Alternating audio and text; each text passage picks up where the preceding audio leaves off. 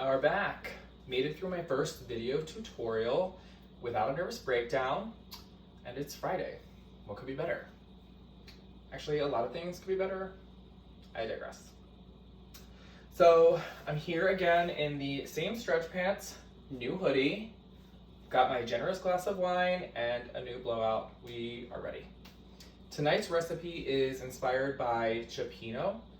Cioppino is one of my favorite dishes of all time, and recently I've been able to enjoy making it for my in-laws' Feast of the Seven Fishes around the holidays, which has become really one of my favorite pastimes. So San Francisco is the birthplace of Cioppino. It was at the hands, though, of an Italian immigrant from Genoa. So for that reason, Cioppino really has a lot of Italian flavor profiles and certain aspects going on with it. Normally, Cioppino is a very fragrant, rich stew served with crusty bread or something like that. Our version tonight is going to be a little bit different. We're going to cook it down quite a bit to create kind of a sauce, and then we're going to serve it with pasta. The other aspect to our Cioppino that I want to point out before we really get started is that normally Cioppino is a stew with shrimp, fish, crab, Dungeness crab legs, king crab. Sometimes people throw scallops or clams in there. It really is full of a lot of rich and luxury ingredients, but not that that's a bad thing, but I don't have that right now, and so this version is going to be a little bit more budget and I guess you could say COVID friendly. So we are going to use cod as our fish, which is usually one of the more reasonably priced fish at the supermarket. This one actually I got from the farmer's market from Captain Don Seafood.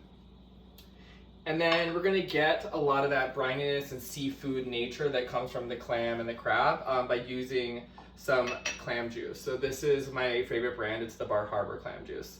Has this annoying no top thing. I don't know, I guess we're using it all. Alright, so we're going to go ahead and get started, and I can tell you about some of the other ingredients as we move along because I want to try to do this quickly. This is a relatively simple recipe, so really the fact that it's seafood, the fact that it's a stew, the fact that it has Italian origins really shouldn't scare anyone off. It's pretty straightforward. Alright, so I've got my butter melting here on a very low heat. I'm going to turn that up now that we're filming. Throw a little bit of oil in there with it. Look guys, I even remember my tasting spoons. Alright, so we're getting that a melt. First thing we're going to throw in is we're going to throw in our mirepoix. So this is carrots, onion, and celery. This is the base of pretty much every soup, and because this dish is originally a soup, we're starting with mirepoix. Now, I had a batch of mirepoix that I made months ago, and I had to throw in the freezer because I just couldn't use it. So every now and again, when I'm making a small batch of soup or something like this, I just take a handful out and let it defrost, and it's good to go. It's not going to have nearly the crunch that it might have had originally when it was fresh, but I think it's fine because ultimately for this soup, we want it to all cook down and become part of a sauce, so it's kind of perfect. We're going to throw that in here. Make sure the heat's on. And while that gets going, I'm going to take you through some of the other ingredients that we have here. All right, so we've got leeks. Leeks are going to help out the onions and the garlic that we have. These are mostly the white parts, then we go to a little bit of the greens. With leeks, you have to be very, very careful because the leaves tend to gather a lot of grit and grime. So as you start chopping and getting closer and closer to the green, you gotta watch out, otherwise you're gonna give your guests like a very gritty mouthful. So I tend to really only take it up to where it's starting to get pale green, and I'm very, very careful to kind of rinse and clean as we go along. We've also got our minced garlic, always have that. I've got one medium small bulb of fennel chopped up pretty finely. I love fennel, but I don't always love it when it's super fresh, so if I chop it up really small, it makes sure that it gets cooked all the way through. I've saved some of the prettiest fennel fronds, reserved, I should say, and no recipe talk. These are going to be used for decoration or garnish later. I've got dried oregano, dried thyme, my go-to crushed red pepper, tomato paste. And then I've got some Italian, well, these are peeled tomatoes. You should be using crushed tomatoes. I didn't have any, so I'm making the best of it, pulling from my pantry, and I actually just stuck my immersion blender in here and gave it like a chop. So it's not quite pureed, not quite diced, but it's going to work perfectly for our purposes. All right. I've also got about 1.5 cups of dry white wine sitting here. We'll be using that later on. And then I've got some white Russian kale. So I'll take you through those as we start to incorporate them. All right, so this is moving along quite well. At this point, I'm going to throw in my leeks, my garlic. Make sure we get all of this. Incorporate that. There's enough liquid in here now coming out of those previously frozen mirepoix vegetables and the butter fats that I'm not going to burn the garlic, so I'm not really worried about that anymore. And I'm going to toss in my fennel. As I mentioned, I really want to make sure that I give this fennel plenty of time to get nice and tender and lose some of its bite.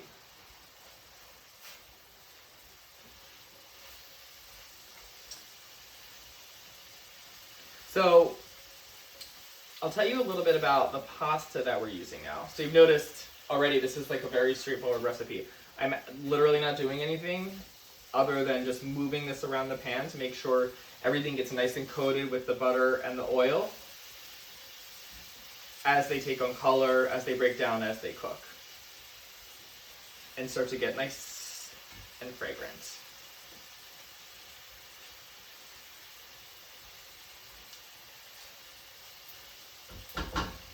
All right, so the pasta that we're using. So this is from Impasta Artisans. This is a pasta startup out of DC. It's a couple of restaurant veterans that found themselves not working, unfortunately, and decided out of need and necessity to have income and use ingredients that they were going to start making pasta. And they have a network of distributors all around the Maryland, DC, Northern Virginia area. One of them happens to go to the 32nd Street Farmers Market. It's called San Giovanni's Farm. I pick up a packet or two every single weekend, and I just love it. So we're going to be using their rigatoni. It's going to be really nice. It has all of the space in the middle of it to take in all of the wonderful sauce that we're going to be developing here. So born of these troubled times, but what a gem. I'm loving it. I think we have a meal maybe twice a week now that involves their pasta. It's really great.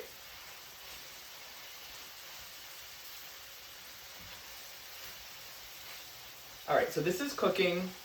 It's looking good. We're gonna give that another minute. And I guess now is a good time, as good as any. We'll discuss the kale. So the kale may seem a little bit weird to put in soup. I don't know, but since we're not really doing soup, I thought it was totally fine. It was a nice way to kind of enhance the sauce, make it a little bit healthier, so to speak, and really get some green into the dish. So normally with kale, you're dealing with like a monstrous leaf with a huge spine, but this is white Russian kale, which is just a little bit more tender. This is actually grown by Glenville Hollow Farms in Bridgeville, Delaware, so it's about 65 miles from here. They also come to the 32nd Street Farmers Market, so that's 1, 2, 3 things picked up from our local farmers. And this kale, I did pull out some of the bigger stems when I was washing it, and like you have to do with all kale, you have to massage it. So while it was in the colander, after I rinsed it, I really spent a good 2 to 5 minutes, I don't recall, massaging it, making sure I could break down some of the fiber so it would cook really nicely and get smooth and not be too tough to chew. I gave it a chop, almost a chiffonade, not quite a fine chop, so that it would incorporate nicely into the sauce that we're building. You can use any kind of kale you want. Just know that if you're going to use lacinato or regular green kale, it might be a little tougher, so you might have to massage it a little bit longer. All right, so this is looking good. I am starting to see a little bit of caramelization. So we're gonna go with the next step, which is just throw everything else in. It's very scientific and really fancy.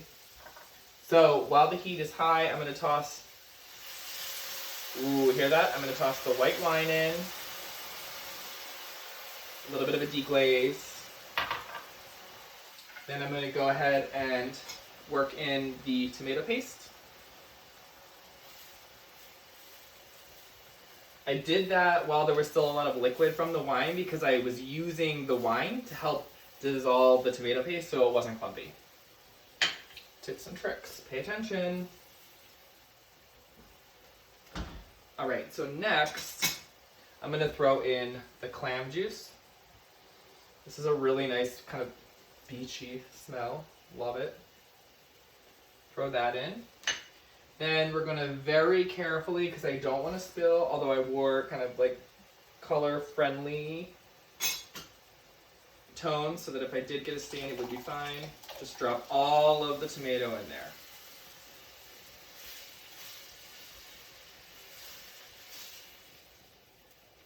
Good, the heat is nice and high, so it's mixing, and actually heating everything pretty quickly, which was the whole point, which is why this is quick and easy. I didn't want to lie to you folks. All right, I'm going to quickly fill this up with water. Admire my kitchen. I definitely cleaned after the last video. All right, so now I've got the can, same can I just used, filled with water. We'll be using that shortly. Now I'm going to go ahead and add all the herbs. So the recipe that I printed or typed up, whatever, that I'll be sharing on the blog calls for dried oregano, dried thyme, and dried basil. I didn't have dried basil right now, but turns out the Italian peeled tomatoes did have some basil, so I kind of like win-win. But you can add or subtract whatever herbs you do or don't have. I'd also recommend bay leaf if you, or maybe even ground bay leaf if you wanted to use it. Tends to work a little bit better if you're cooking for a very long time, but either way, just another way to oomph your dish up. I'm throwing in the thyme right now, the oregano, a generous pinch of crushed red pepper. You can totally use cayenne. My husband gets a little bit weird about cayenne because I use too much of it, to be quite honest. But crushed red pepper is usually fine with, so playing it safe. All right, so we're gonna give this a stir. Make sure everything is nice and incorporated.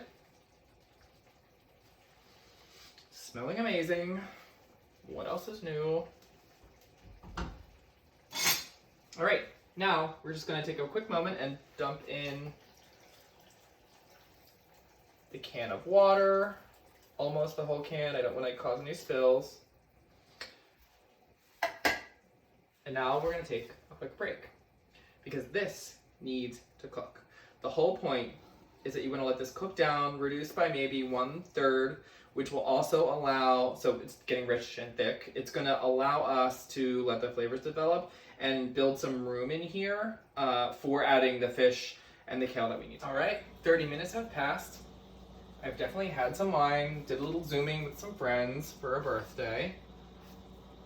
But we're here to finish this recipe. So the sauce is reduced by, I'd say about 1/3. It looks pretty good. I'm gonna throw in the kale so it has enough time to tenderize. Might not use all of it. I think this is probably like a 1/2 pound when I originally got it. Yeah, definitely not using all of it. Let this work in. As you can also see, I've got my pasta water rolling right now. That's a rolling boil, just to be clear.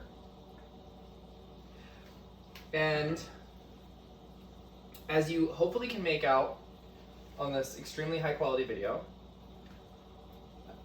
this broth has turned into a very chunky, thick sauce.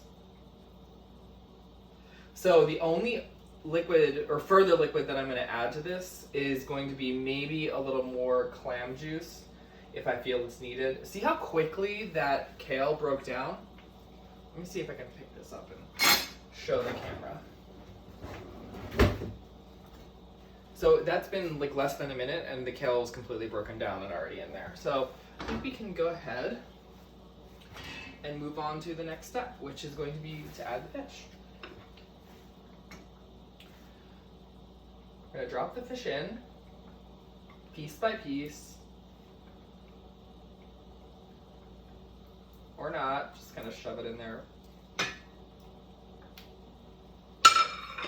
And then gently incorporate it. My goal is to eventually have some, larger pieces of the fish in here. I don't want all of them to disintegrate and work into the sauce. It might happen to some degree, which is totally fine. But as long as I'm gentle with it, it can stew in with the sauce and retain some of its shape.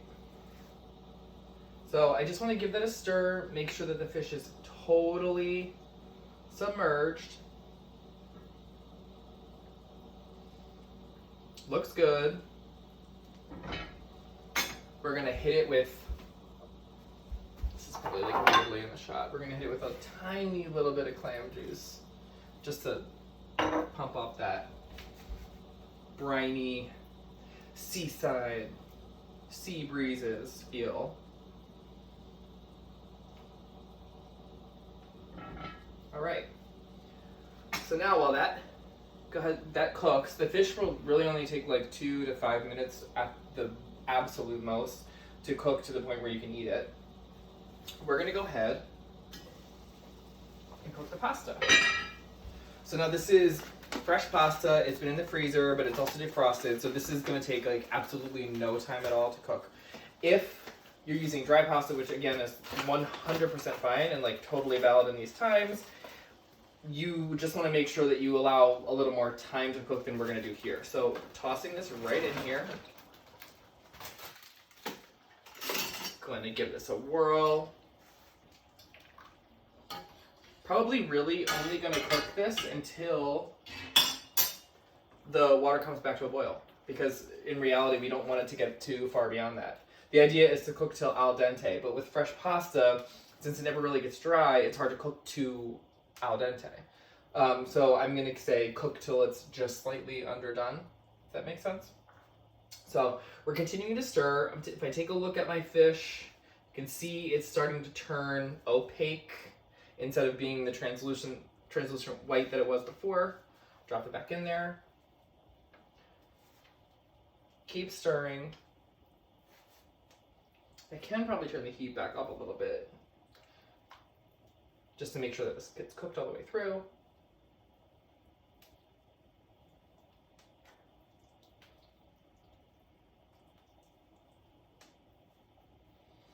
All right, so not to bore you with like silence, I'll do like a dramatic slurp of my like definitely overfull wine glass.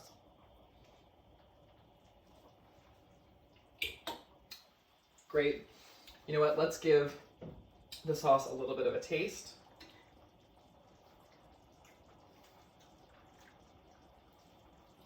Perfect.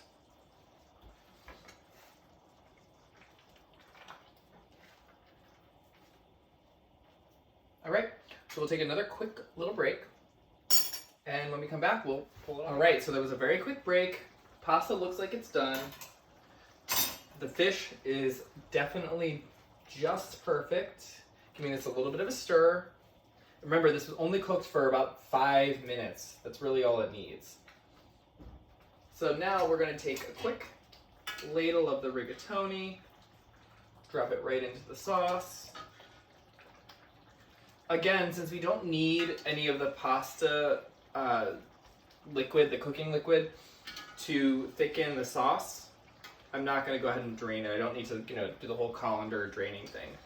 So as long as I can pull everything out using the slatted spoon, I should be totally fine.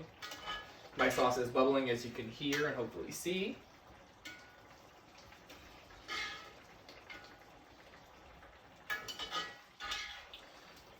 Oh, the tedium. This is when I wish I had like time-lapse cooking. I mean, I guess I don't know what time-lapse cooking is, but like if I was doing this on time-lapse, it'd be great.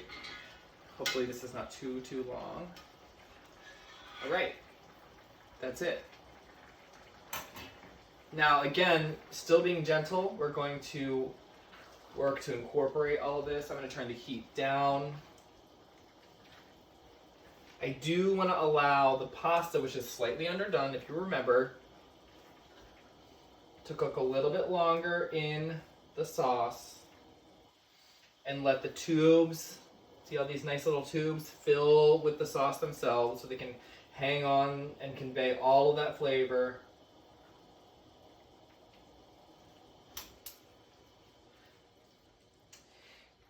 And I think at this point we are ready to plate. So I'll give you a quick little look and then I will go ahead and plate. Check out the plating on Instagram. Hopefully you can see all this. Questions, feedback, want the recipe, DM me. Remember, subscribe on YouTube. That's the only way. It doesn't look like I have no fans, which may be the case, which is totally also fine. And yeah, let me know what you think.